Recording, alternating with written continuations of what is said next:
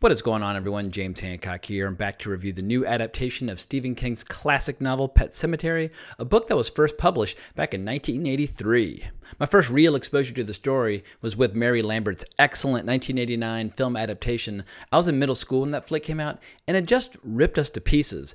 If you even mentioned Gage or Zelda, kids would run screaming in terror, so it's safe to say I have a lot of sentimental affection for this story, but I didn't actually carve out time to read the novel until about 2006, when I was doing my best to read every last Stephen King novel from what I regard as his classic period, basically from the mid-70s to the early 90s.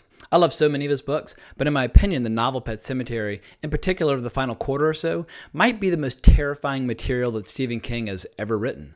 The last few sentences alone of that book are so simple, but utterly devastating and so beautifully macabre. Stephen King himself has gone on record saying that he thinks this novel is his darkest, and even abandoned working on it at one point at the urging of both his wife and fellow author Peter Straub because of its overall bleak tone. In fact, the book is so dark and menacing that it's a little surprising to me that neither of the two film adaptations have managed to fully explore the most sinister ingredients that the book has to offer. I think both movies are worth seeing, but when this new adaptation from directors Kevin Kolsch and Dennis Widmeyer first popped up on my radar, initially I was a little skeptical, especially when I heard that they were going to be making some serious revisions to the latter part of the story. Ordinarily, I will always defer to the integrity of the source material, especially with a novel as devastating as this one, but I must admit that this new film had one or two curveballs that genuinely got under my skin in a delightfully sinister fashion. If you're unfamiliar with the concept, the story follows the trials and tribulations of a family when they move out to the country only to learn that there's an ancient burial ground nearby where the ground is sour. Anything buried there returns from the grave, but changed in such a way where the only logical conclusion is sometimes dead is better. Now, it's tough to discuss this movie without going into detail, but before I completely spill the beans, I will say this. This is a perfectly respectable adaptation of the book, which, like the 1989 movie, has its fair share of shortcomings. I don't think either film is a complete home run, but this new interpretation has some really enjoyable ingredients, in particular the cast, which goes all in on the material, making it much easier for the viewer to get emotionally invested. On the other hand, this new movie is a little clumsier than Mary Lambert's 1989 version. The movie frequently relies upon really obvious, tired horror tropes, and I don't think there's a person alive who's actually disturbed by jump scares, but filmmakers keep shoving them in anyway. Jump scares can be thrilling, but those thrills quickly evaporate, and a jump scare does absolutely nothing when it comes to repeat viewings. That said, I really enjoyed the final scene of this new interpretation, and I think it's the most disturbing moment of the movie, and it's arguably the most subtle, quiet scare of the entire film. So my hope is that this new movie will get a new generation excited about this amazing story, and that at least some viewers will feel this irresistible impulse to pick up the novel for the first time and surrender over to the evil pleasures that it offers. So with all the generalities out of the way, let's discuss some specific pros and cons. If you don't like spoilers, now's the time to cut and run. But one of the more interesting things to note about this new adaptation, it's how it's neither a remake of the 1989 movie, nor is it a faithful adaptation. This movie's kind of its own beast that picks and chooses certain details from both the novel as well as the earlier movie, while at the same time cooking up many new twists of its own, in particular in the latter part of the film. If you haven't heard already, or if you haven't seen the trailer, this movie kind of flips the script and spares Gage initially and chooses instead to have Ellie return from the grave to spread misery and mayhem. Ellie's father, played by Jason Clarke, has some really eerie father-daughter bonding sessions with her as his sanity starts to disintegrate, in particular as he bathes her and his brush keeps getting caught in these really nasty tangles over the spot on her head where it was stapled back together for her funeral. We see that beyond her physical appearance, that there is something truly evil within what used to be a sweet little girl.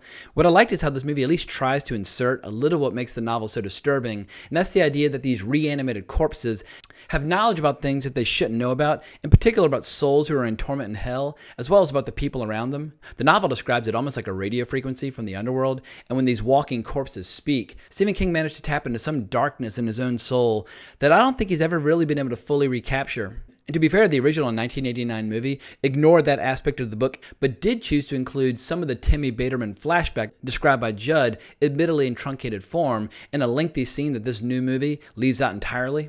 But for the hardcore Pet Sematary purists, this movie does attempt to incorporate ingredients of the Wendigo myth, another detail that the 1989 movie chose to skip over entirely. So clearly screenwriters Jeff Bueller and Matt Greenberg at least read the book before striking off in their own direction. I won't argue that this movie necessarily does the best job with the Wendigo or the environment in which it lives, but at least the attempt was made. But there are other times where this movie very clearly is paying tribute to Mary Lambert's film, in particular its homage to the classic Achilles tendon scene, which is initially teased with a pump fake that was clearly really included for fans of the original movie. I guess my one real knock against this movie is that I don't think it's as scary as the 1989 film, but I'm obviously biased due to the age at which I first saw that movie. I revisited it about a year ago, and I was amazed at how well it holds up, but disentangling sentimental affection from objective analysis is always a very slippery thing. I will concede that the folks in the theater near me tonight seemed utterly terrified by the movie, but for my own part, I would say I was more engaged and interested in the movie than actually unnerved or disturbed. But I love it when a horror movie has the courage of its convictions and doesn't feel a need to restore the status quo at the finale. And the little family reunion that this movie presents at the end of the film, I do think is going to get under the skin of a lot of viewers. But the best part of this movie is the fact that I think it will enhance the current explosion of interest in adapting Stephen King's work. It's borderline comical how many hundreds of shows and movies have been adapted from his stories, and not all of them are created equal.